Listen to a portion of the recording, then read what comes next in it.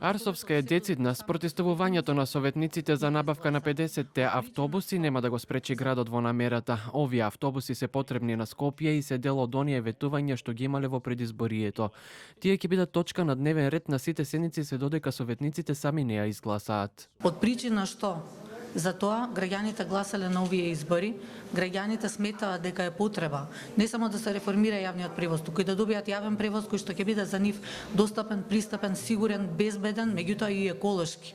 И ние постојат некои стандарди кои што е неопходно за нив да ги исполниме, а тоа е едно од нештата кои што беше ветено и кои што мора да се реализира. Членовите во Советот на Скопје се за модернизирање на градскиот превоз и се декларираат како поддржувачи на програмата за модерно Скопје. Според Арсовска мора да го покажат тоа и во пракса. На седниците кога на дневен ред се автобусите, советниците на ВМРО ДПМН и на СДСМ гласаа воздржано по предлогот. Од ВМРО ДПМН воопшто не дискутираа за оваа точка, додека од СДСМ потсетија дека постои проект за бас Rapid Transit и потенцираа дека во предлогот нема детали за набавката. Го заклучувам претресот и предлог одлуката за домашно долгорочно задолжување на град Скопје за набавка на екоавтобуси ја ставам на гласање. Кој е за, молам да крене рака. 13 советници гласале за. Ве молам дали има некој против?